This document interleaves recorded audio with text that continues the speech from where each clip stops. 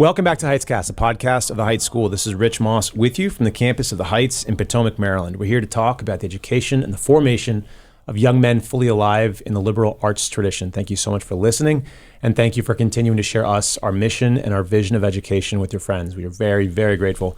Today, I am delighted, elated, thrilled to welcome to the studio Mr. Joe Cardenas and Mr. Nate Gadiano. Welcome, guys. Thank you. Thanks for having me. So just by way of a brief introduction, Joe, head of mentoring at the Heights. You've been here for, a non-trivial amount of time. I believe it's early 90s, 92 you started? It's 94. 94, yeah. Okay.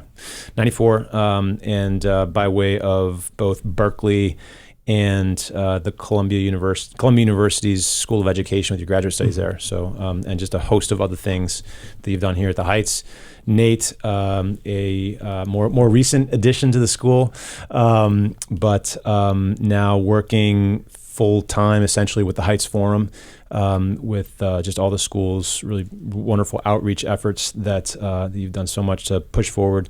Nate is a Heights graduate and then also graduate of Princeton University, some graduate work at Notre Dame as well, and now here at the school teaching Dante in the upper school, but then again doing most of your work with the Heights Forum. So welcome to you both.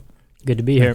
Thanks. So this is going to be an interesting format to this conversation in the sense that we don't have the clearest of roadmaps, but I think we had kind of a lunchtime conversation about this, and it was so wonderful that I didn't want to put structure on it. I'm hoping we can kind of continue that same tone here. The topic is simplicity, and this comes from it's a question from a Heights parent.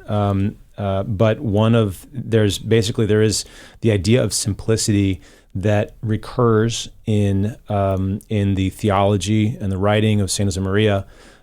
One point, for example, is this point about a bright and cheerful home.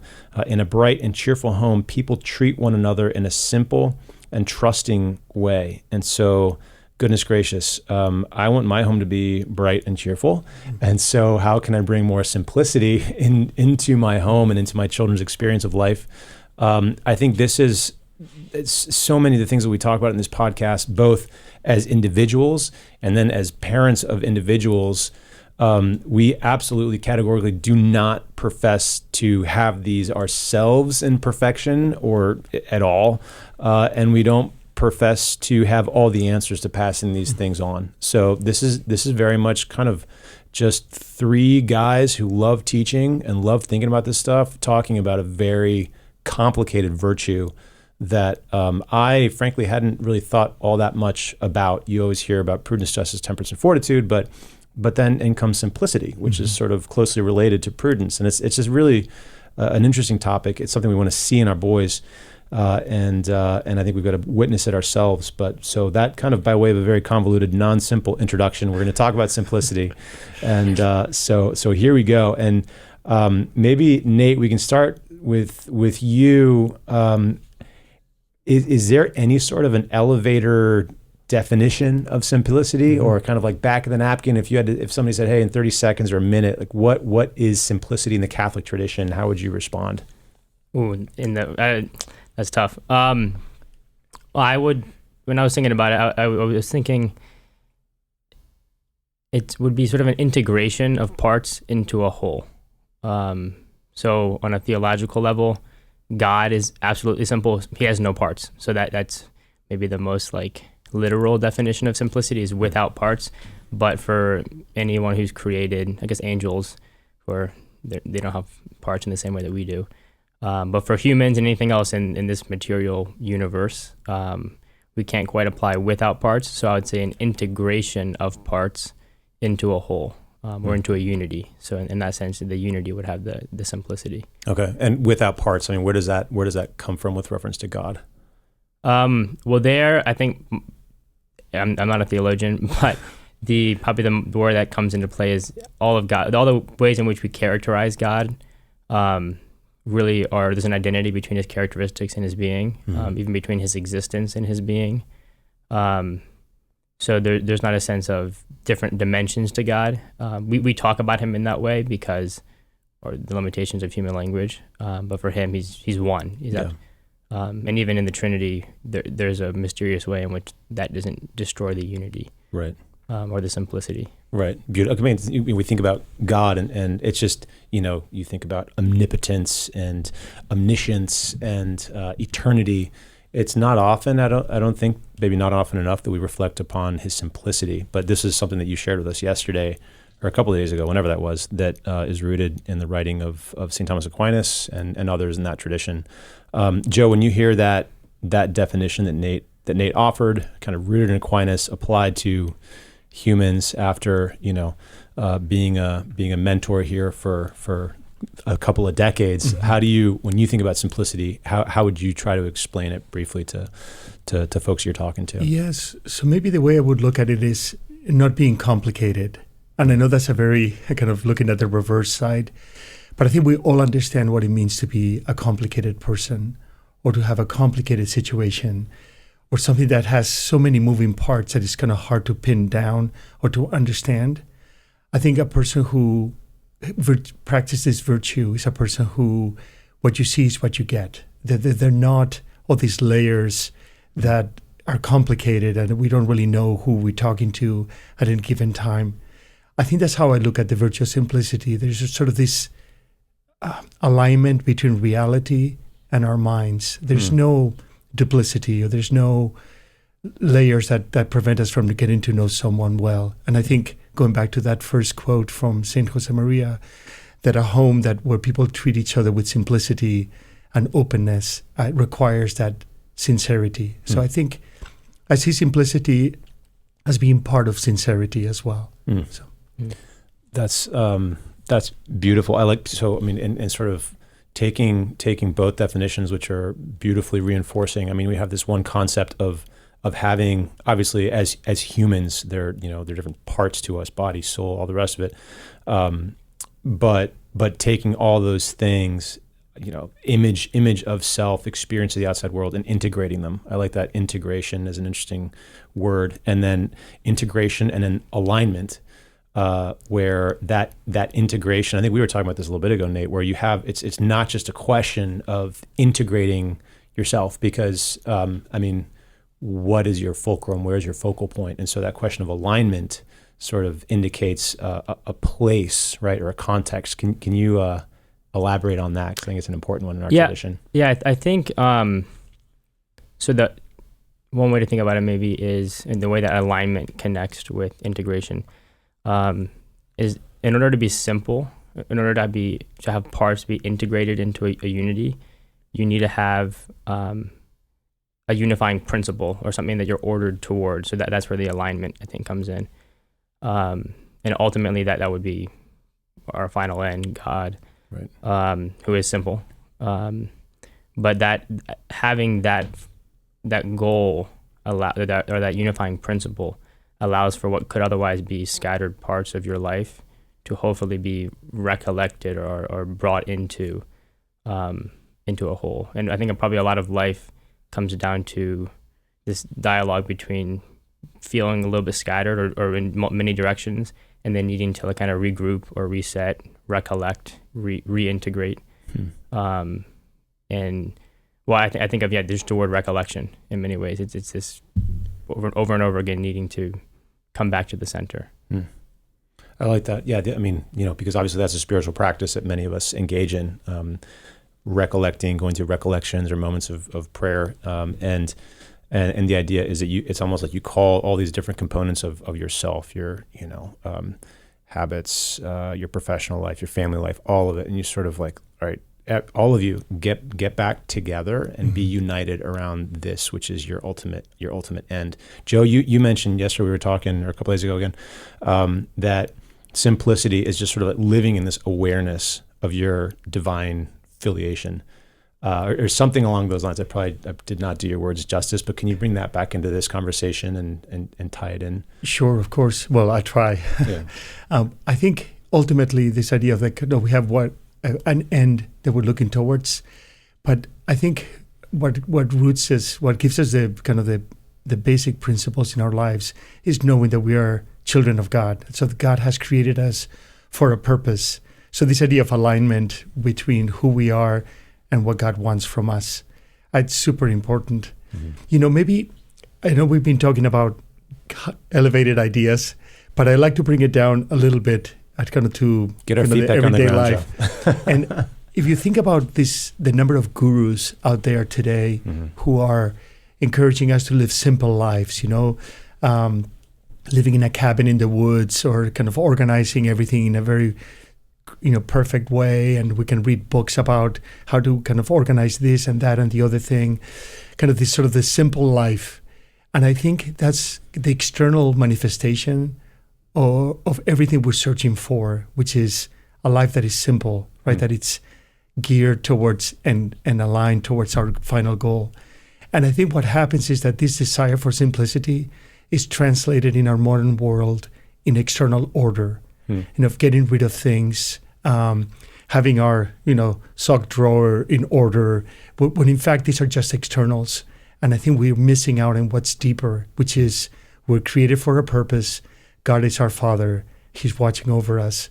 Right? But it's a big leap, right? From just order in the kitchen to ordering in our lives.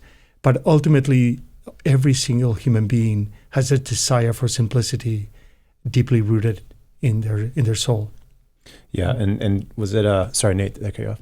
The isn't there is a I don't recall where this came from, but isn't there a point somewhere, the idea that, if you let me take a quick look at your closet, I will know something about the order of your soul. So it's not to say that we shouldn't care, right, about material order, right? So there is kind of a certain, but I think what you're saying is that the internal simplicity, and not even internal, but like the comprehensive total simplicity, the integration of our parts,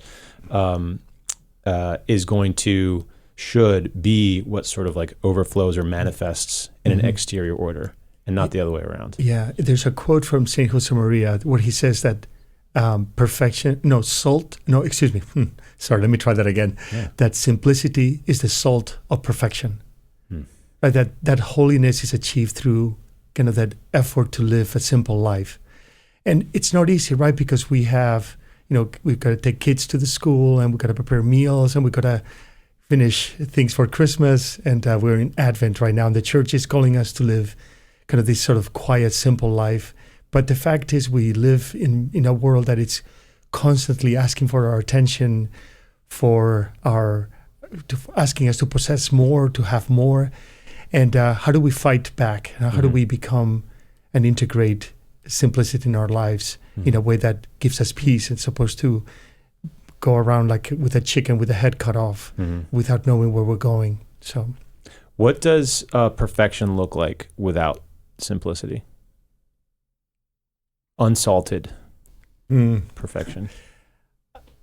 You want to try that? I'm not sure. What is perfection? Is it perfectionism? I think it's perfection. Okay, I see what you mean. I don't know. It's maybe an obsession with order, external order, to the point of like kind of something that I have control over this. So this is what I'm going to do. I can organize my, whatever it is that you're organizing in a perfect way. Where perfectionism, right, is the opposite of perfect, which means completed. I think perfectionism, it's never completed. It's the opposite of perfection. So yeah, maybe part of it is because the material order itself is a part of your life.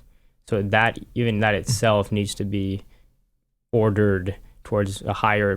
There's a hierarchy of goods, a hierarchy of some things are more important or less important in your life. So if you make that your main aim, then that would be disordered. So that would, in some sense, the wrong focal point for all your integration. Yeah, because the way I was thinking about it is so if it's unity of life or kind of integration of your life into a unity, then you could think about it. There's sort of there's an exterior dimension and there's an interior dimension. The exterior being, kind of what a lot of people focus on with your clothes and the way your space is set up, or like minimalism, that kind of thing. The interior being the proper ordering of your thoughts and your affections. There's the Psalm, I forget which number, but make a simple heart in me, O Lord. So there's needing your heart to be rectified or put into order. And then there's also maybe the integration of the different parts of your life. So it's, if you're as a father, that dimension of your life, or as a professional, or as a friend, all these different kind of spheres of your life needing to be put into a proper ordering. Yeah. And then alignment, orienting towards some unity. Yeah. In many ways, your kind of simplicity of our material possessions, that kind of simplicity of relationships, whether if it's family relationships, professional relationships, and then you have kind of simplicity in our interior thoughts, in the way we kind of order our ideas, what's important, what's significant, and then simplicity in our faith, in our relationship with God, sort of kind of the levels in which you go deeper and deeper into higher ideals and higher, in the case of God, like the highest possible being there is. But it requires, I think, going back to what I said at the beginning, that sometimes the material order is the one thing we have total control over. But if you think about relationships, it's really hard to control, right? Because you never know how people are going to respond to your comments, to your suggestions, to your jokes, right? It's less, it's more unsettling. Yeah. And then our personal internal thoughts, right? The order that we have, and not letting things kind of get out of hand interiorly. And then, of course, our order with God and how we relate to Him in our day-to-day life. I love that. Yeah, because I think sometimes an obsession with order can actually be indicative of a lack of internal simplicity. Anytime you say, well, some people, it's like, well, all of us, you point a finger and it's like, wow, there's several more pointing back at me. But it is true that I think having an excessive emphasis on conventional mainstream simplicity today can actually be sort of indicative of a misalignment, perhaps internally, where you're seeking order because internally you're grasping for it. And just to very briefly touch on a couple of things that we're not talking about right now, before I think we try to get into more of the history of the or different contexts, different virtues that can be manifested as you're trying to live simplicity, and then we'll close out in the end with more of a conversation about our dearly beloved boys. But as you pointed out, we're not exclusively talking about simplicity as material order. The other way that you hear simplicity used today is almost pejorative, sort of this idea of like, oh, he's so simple. He's unsophisticated. Yeah. He doesn't know which fork to use at the dinner table, and that's not what we're talking about. In that regard, it kind of reminds me of meekness a little bit, where we had Dr. Andrew Abella on the podcast a few months ago, and you hear meek today and you kind of think, wow, that's negative, but that's not what it was intended to be. It was intended to be this, this iron fist and velvet glove. It's a great concept. Same thing with simplicity. We hear simplicity and we think, oh, poor fellow. But really, it's an invitation to something else. I think so. So let's go to all of the else's that this very simple word somewhat complicatedly brings to mind. And we, it's mentioned by our Lord Himself. And Nate, you brought this to mind with the exhortation to be like doves and serpents. Can you offer your translation and unpack it a little bit? This is kind of an homage to a former teacher, colleague here, Dr. Mian, but he would always emphasize the importance of this passage from Matthew 10:16 of be wise as serpents and simple as doves. The simplices is the Latin word there. I mean, sometimes it's translated as innocent. There's different ways you could translate that, but maybe the most literal would be simple. And I think that kind of goes to the point of like being in the world as we are in the material world and in time.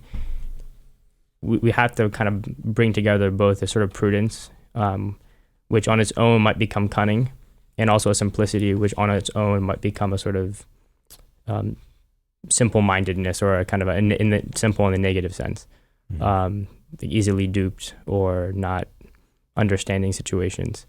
And he would always mention Thomas More as a good example of someone who combines both a sort of simplicity, a unity, while also being, as one contemporary of his called him, a man for all seasons. So someone who's able to be in many different situations, meet many different people, and relate to them. Yeah. There's I guess a poem or a prayer that St. Francis of Assisi wrote, the praises of the virtues, and the first stanza is, "Hail, Queen Wisdom, may the Lord care for you with your holy sister, pure simplicity, which is interesting to think of prudence and simplicity as so related. So it's an interesting concept, and it's not just even before the Lord brought that to us. You also had Job, right? Job was described as a simple and a just man. So it's interesting how rooted it is in Scripture. And I think in that context, I've read elsewhere that that simplicity is not. It's also relates to how you approach other people, right? And your assumptions about other people's motives and other people's conduct. And I think the person who has this virtue of simplicity, there's a willingness to give people the benefit of the doubt, and to sort of assume the best of intentions, which I mean, it seems that probably comes at somewhat of a cost sometimes. I don't know. Yes, very much so. It can. Well, and maybe there too, the way that might combine is the simplicity being realizing that at their core, what they want is good and be good, but they might not realize that themselves, and so they might be tricking themselves even, and so they also might be tricking you. So being able to, I think it's sort of the thing that Alvaro says of, I trust your intentions, I just don't trust your judgment. Yeah. And this idea of relationships and bright and cheerful homes, if you think about our relationship with our parents or with our siblings as we're growing up, you're not judging their intentions all the time. So I think simplicity, it's really deeply rooted in that sincerity. Like what I say, it's what I mean, it's what I think. There's no duplicity, and that allows for much better relationships. Also, if every time you're talking with someone, you're immediately judging, okay, they're saying this because this, that, or the other thing, when in fact you don't know what they're saying it or their intentions. So this idea of like the simplicity, how important simplicity is in our relationships, because otherwise it gets twisted very quickly, and you can't have a bright and cheerful home if everyone is sort of judging and assuming things about the others, because it's an untenable situation. That's why the openness, the clarity, the sincerity that must happen between people who live in a family, it's crucial for that simplicity to exist. Oh my goodness. For sure. And this is something by Saint Albert the Great that I found on the interweb, but he quotes from Proverbs: "The one who walks simply also walks confidently," which kind of reminds me of the magnanimous man who walks slowly. But then he goes on, he says, and this is St. Albert himself, "An indication of genuine and unfeigned simplicity is when a person does not hastily mistrust the words or deeds of others, but always assumes the good of his brothers and sisters and extends to their actions and words a presumption of innocence." Which is so that's kind of what we've been talking about, which is sort of a new lens on simplicity. I think I had pondered a little bit the idea that, okay, if you're simple, who you purport to be, who you project, is who you actually are interiorly. Okay, got that. And you've got to be sort of centered on, the Franciscan tradition, like, the life of Jesus Christ, or in our tradition here, it's like your divine sonship, like all these, you center all that there. But it's kind of an extension of that virtue of simplicity to not only an interior ordering, but also how you interpret the things that people around you are doing. And it makes perfect sense that if you live in a home where people give each other the benefit of the doubt, it's probably going to be more bright and cheerful, I'm guessing. And he continues on. He says, "All forms of duplicity are contrary to the virtue of simplicity." So maybe this gets away from me interpreting you to more how I project myself to the other. "A sign of such duplicity is when a person has one thing in his mouth and another in his heart, and yet another in his actions." And I think that obviously there's huge examples of that where people do commit heinous crimes and all the rest of it. But I think there are other less blatantly egregious instances, but it's those smaller ones. It's the foxes and the hedges that I think we're concerned with here. So let's talk about sincerity. How does sincerity relate to simplicity? I mean, at the most basic level, every time you tell a lie, you have to create a new part in your head to hold that lie in place. So I remember a movie, and I am not recommend. I don't remember if I can recommend it or not, but it was called A Simple Plan, and it begins with an accident, and they find all this money, and they say, well, no one is ever going to find out what happened here, and the whole movie begins with that, and it just becomes more and more complicated. But it's interesting because the title of the movie is A Simple Plan. Nothing is going to happen. So the moment we cross that, we break the connection between our mind and reality, we have to create a simple plan to start covering our tracks. It's a lack of sincerity is the kiss of death for simplicity. Yeah. They cannot coexist with each other. Right. Yeah, no, I almost see it as like two ways. One, sincerity leading to simplicity, and then two, sincerity being like an outflowing from simplicity. Excuse me. If we're all interiorly like tangled up, maybe we're maybe lack simplicity interiorly, a means to becoming more simple interiorly is by being sincere with a trusted friend or an advisor, mentor. If I can follow up on that, I think sincerity, when we speak with someone and we open up, it allows us to clean up, in a sense, our interior disorder by being very open about things so we can get advice. I think you mentioned there was a quote you wanted to bring up. Father Tom Bolin, he mentioned at one point that the point of spiritual direction is to simplify your life. Yeah, so we have all these, maybe, all these ideas or these complications or shortcomings or all these different things that we have carry around with us in our heads. And even when you're praying, it can be almost, if you're doing it in a way, you could be like rehearsing things and figure it. And maybe what you need is just to talk it out with someone and then have them help you sort it out and put order into your interior life. I often think of finding the person you can open up to, whether it's spiritual director or here at the Heights, our boys can talk to their mentors. In many ways, you're bursting a bubble that is inside, that is sort of, whether if it's anxiety, whether if it's like worrying about what they're going to think of me, or what about the future, what about bemoaning things of the past. And suddenly you talk to someone, you open up, you kind of like let the light of the day come through. And that openness facilitates simplicity, because then you say, okay, oh, that's what it means. I can fix this. This is not a problem. Or I was looking at it the wrong way. So I can't emphasize how important spiritual direction and mentoring can be, precisely to become more simple, more integrated, more aligned with our final goal. Yeah. And would you comment, Joe? I mean, it seems to me that this is one of the great evils, the great existential bummers of pornography, in the sense that it's not just the content itself that is troubling, but it's also it puts people in a place where they feel such intense shame that it's. I mean, how does that relate to this question of simplicity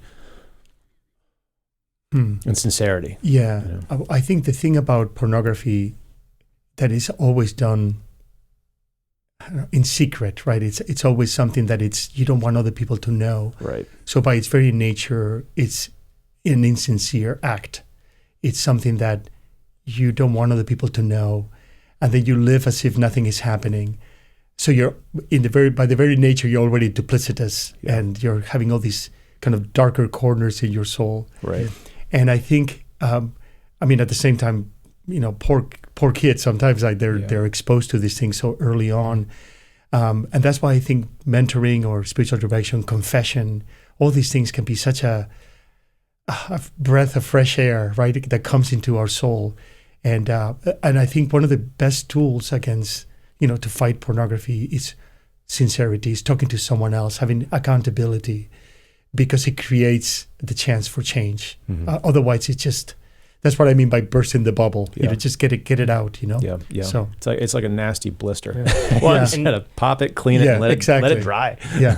and also, and I think another way that it works against simplicity, and this isn't just applied to pornography, but to a lot of other things too, is it kind of disposes your heart or your mind to seek many things. There's like a sort of like, it's scattered, versus one way I've heard someone talk about simplicity is that it's a single-hearted devotion.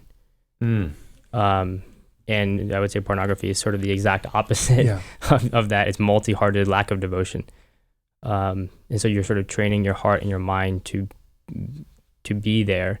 And, thankfully with the grace of God and much effort on our part, people can, get past that. But that's maybe on the negative side, but I think also on, even for good things, having too many or seeking too many good things also, can be a road to a lack of simplicity. I think it's in the way at some point about have a few devotions, but be loyal to them. Yes, that's right. There's another way of, I think part of simplicity is, or an important means to simplicity is commitment.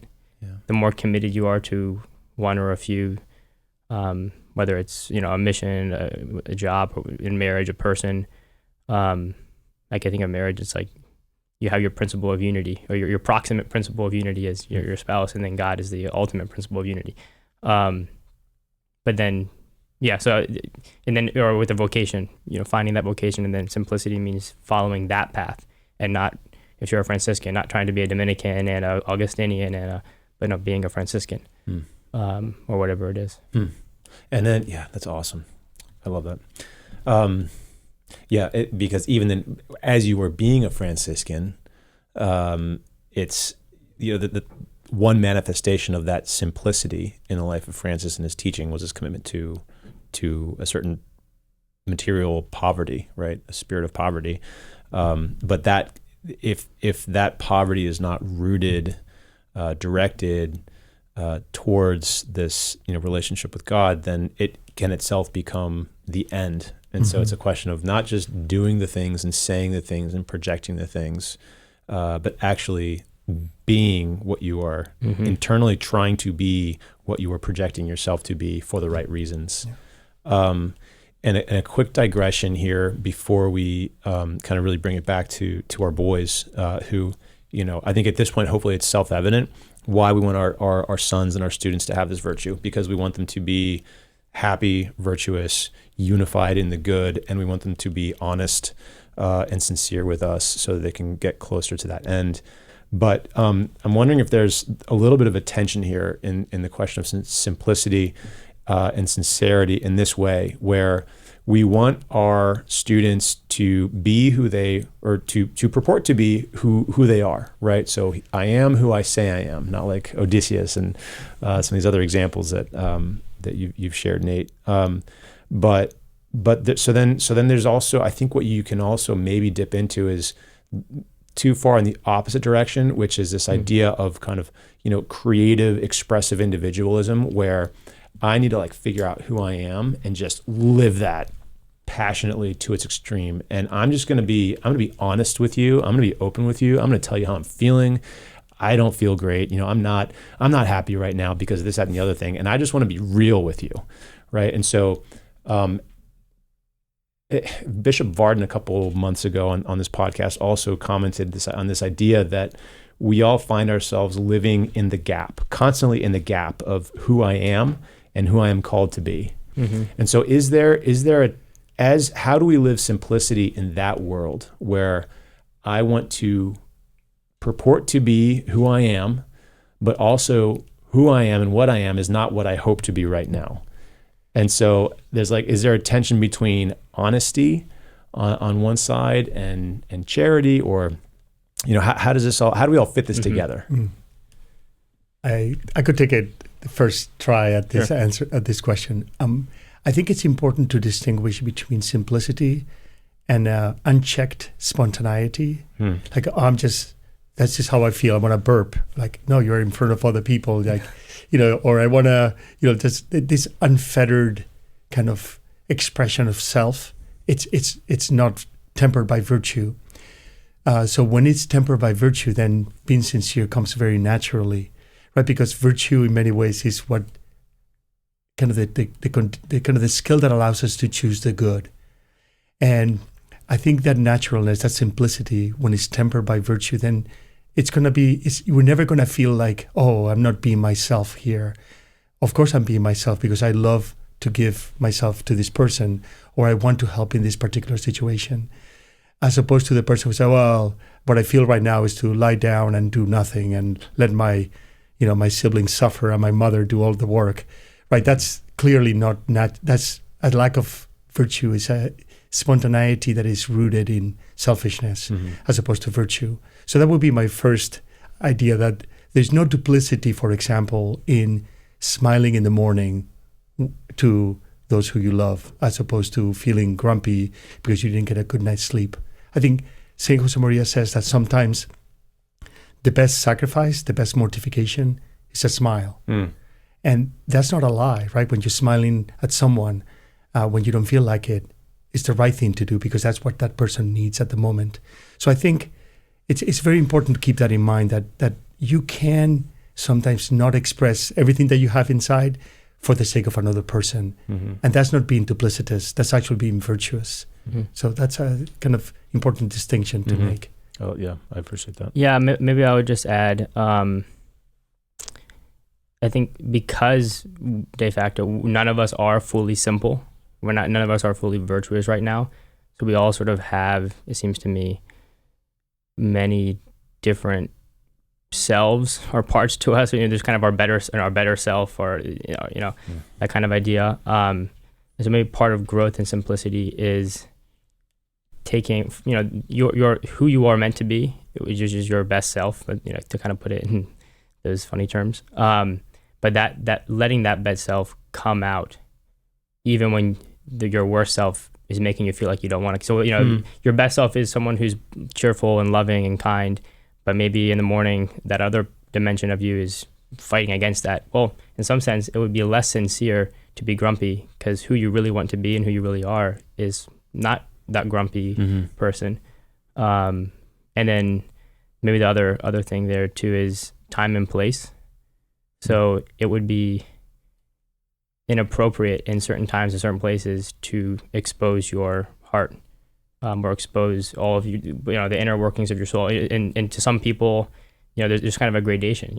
If you're in spiritual direction, that's one thing. If you're talking to a good friend, that's one thing. A stranger, that's another thing. Someone in between, So I think like simplicity for us here and now admits of sort of layers without being duplicitous. So it's one, think of Odysseus, who he described as a man of many turnings, versus someone who has many layers, which the many turnings, though, I think of that image as being fundamentally different people in different circumstances, versus being fundamentally the same person, but only exposing or giving more or less as is appropriate to the situation or to the person that you're relating to.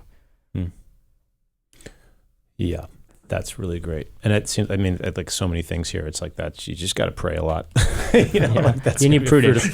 Yeah, you need prudence, and you need prayer and the Holy Spirit, and a little bit of humility too, which probably strikes me as a necessary virtue in this respect. The idea that not belittling yourself over much, but then also just keeping your feet firmly on the ground, knowing your strengths, knowing your weaknesses. So to bring this home to our students, to our sons. Joe, what are some thoughts on how to foster this simplicity, or as you kind of, you'll walk out of here in a couple minutes. I know you got an exam to get to, but that's the beauty of this. We get to think about things, and then we immediately get out there and do our best to execute. But we'll step out the hallway and you'll see kids who are, like many of us were, just so insecure and totally projecting one thing, interior being another thing, being one thing to mom and dad, being another thing to friends, being another thing to teachers, having like dramatic conversions and going to confession and then going out on the weekend and, living their double life. So it is such a time where simplicity is just very much in a building phase. How do you approach this generation? Any thoughts for us as we do the same? Okay. You're putting me on the spot here. Big time. So I think the first thing is our example. So it's the way we carry ourselves, where the guys can see, this guy is what I see is what I get. Like there's no, and how do we do that? Well, first of all, knowing how to say we're sorry when we make a mistake, being gracious when we need to be gracious, Also, our comments, like when we're driving and our kids are with us or our students, like the way what we say out loud can be quite important in shaping the way they deal with other people. And then just not being afraid of correcting and saying things when we need to. I remember very vividly going to Mass on Sunday with my family. And my parents were big into dress well, it's Mass and, the way it should be.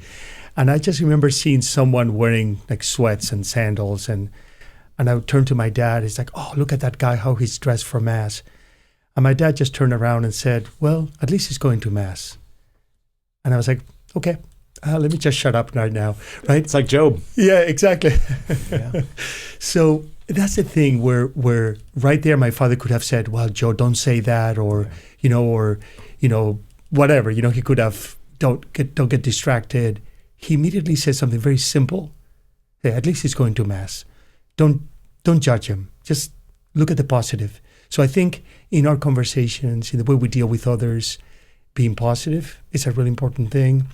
Not complaining all the time about things, right? Because complaining, ultimately, what we're saying is there's no solution to this, or why me, as opposed to center in others. Like, we can solve this problem, we can do this, right? So a lot of our comments are crucial in the moment to say the right thing at the right time and give the right example to our boys and awesome. Our daughters. So, yes, absolutely. Nate, in your experience, any well, thoughts? you mentioned insecurity as maybe a road or a block to simplicity, and it seems to me that a lot of insincerity is rooted in the fear of possible rejection. So the more someone feels comfortable in a situation, the more simple that maybe they're able to be. So on a school or family level, fostering the sense of trust maybe is a key part to that. It seems like foundational in mentoring. The more trust that's there, and maybe not just trust, but the sense of trust. So a student might know that the teacher has his best interests in mind, but might feel radically different than that. And I think if he doesn't, if you don't, so it's more than just words, but more maybe the manner or the sense. I think of some really good mentors in my life, and when you're in their presence, you almost feel like the knots in your heart are being loosed. And I think it's partially their manner, that they have this sort of calmness and this peace and this, without being like kind of a weird psychiatrist, just sort of being normal, but being calm. And so you don't feel like, oh, if I say something, they're going to pounce on me, or they're going to be like, oh my gosh, like what the heck? So fostering that sense of trust and that sense of, you're going to be like, I know that you are not perfect, and that's okay. Because I know that you're on the road to perfection. And then in the next life. So. And on that thing of sincerity and openness and trust, I think not overreacting, like as a parent, when we hear something, when our son or our daughter tells us something that like, oh my goodness, how could you do that? It's like, okay, well, let's talk about that tomorrow, or all right, well, thank you for telling me that, but not getting angry, because that shuts them down in a way that they won't open up. And the greatest sort of venue we have to become simple is openness and sincerity. So anything we could do to foster sincerity with our children, with our students, it's going to help them become simple. So in the case of the heights, maybe as parents, you could say, hey, why don't you talk to your mentor about this? See what he says, right? Kind of fostering communication and openness. It's a great way to foster simplicity. So. Yeah, I mean, so much to say. I'm thinking so that moment where you sit with a mentor and maybe you have something difficult to share. It's like that's a sacred moment in a way, and especially if it's with a parent, where if a child is sharing something very difficult with a parent, that's an important moment. And I think as parents, we're so, because of our own lack of simplicity, and I really mean like our own. This is not something that again, that we practice perfectly, but it's, we can talk about the ideas and then we'll leave the studio and, fight on. But I think what happens, collectively, it's such a temptation to lack simplicity with regard to your children, to have this it's one thing to hope for them to be fully themselves, but it's another to sort of see them as like proxies for yourself. And so I think we lack a little bit of simplicity with regard to our kiddos. And so when they share things that are difficult with us, it can be so easy to just immediately jump onto whatever the infraction was, out of our own sense of, I don't know what, parental embarrassment or just disappointment or whatever the case might be. But that is, man, it's so important to have the image of the prodigal father in your head, because those moments, that's basically a moment where your child is asking you, do you do you love me? Do you accept me? Do you want to know who I really am? And I think if we, obviously you don't have to condone or sort of support whatever the infraction might be, but it seems like there's a way to undo the knots in your child's heart, like you said, by just being open to that conversation and giving them a sense that maybe one way that we can foster this simplicity is just by giving our kids a sense that we really want to know them. Like, I want to know who you are. I want to know what makes you tick, what motivates you. And I want to know the things that you're struggling with. Like, I don't want to know the perfect shell of you. I want to know you.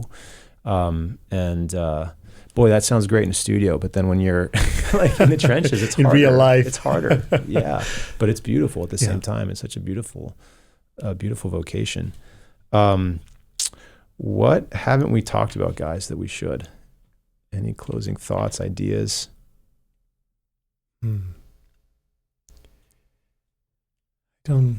Being simple is not a simple thing. It's not a simple thing. Sure. It's not very a simple complex thing. topic. But it's To me, I think a lot of it, just maybe one way to summarize it for me is the sense of this single-hearted devotion. Yeah.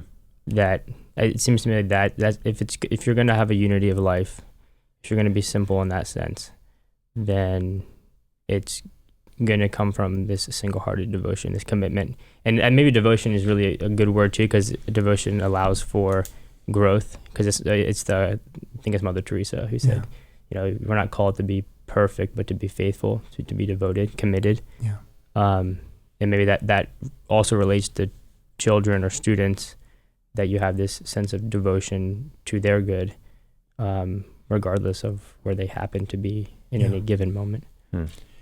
I have here wrote down among my notes, when you brought up the idea of divine filiation, and of this sort of, that gives us that rootedness, right? I'm a son of God. I'm a daughter of God. I can do anything. And there's a point of the way that I'm going to read. He wrote, this is in the 1930s, when St. Josemaría wrote this. And he goes like this: "Father," said the big fellow, a good student at the university, "I was thinking of what you told me, that I am a son of God. And I found myself walking along the street, head up, chin out, and a proud feeling inside, a son of God. With sure conscience, I advise him to encourage that pride." And to me, that encapsulates sort of this idea that the reason why we want to be simple, the reason we want to be sincere, the reason why we want to have these awesome relationships with our children, with our spouses, and with our colleagues is because ultimately we're sons of God, we're daughters of God, and we want to align everything we do to that final goal. So that sort of sense of sonship, of divine filiation, it's crucial for this to really grow in us. That's beautiful. Yeah, and that becomes part of our vocation as teachers and as parents. But here, we're teachers right now,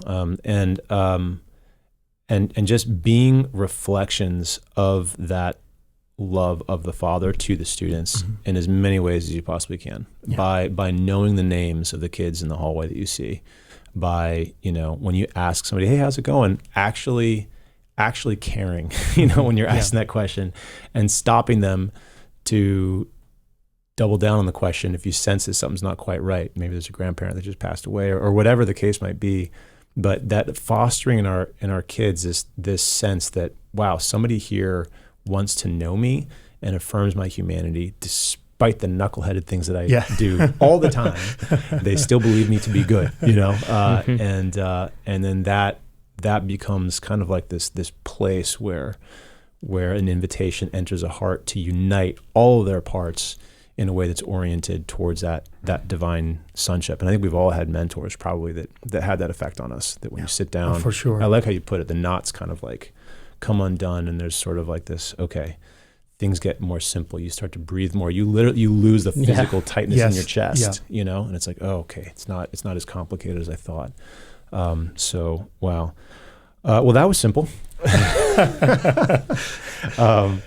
A great conversation. I'm grateful to you both for all of the, the reading and the thinking and the lives that you've led to bring so much just insight and experience to this topic, which is one that I think is the pursuit of a lifetime. So my thanks to you both. Thank you. Thank you. And that is it for this week, folks. Thank you so much for listening. To support the work of my colleagues, Nate and Joe, please do consider supporting The Heights financially. Everything you do keeps our doors open here in Potomac, Maryland, and allows us to share this mission and this vision of education with the world beyond the walls. To do that, visit heightsforum.org, click on Give. Everything you do is incredibly, incredibly appreciated.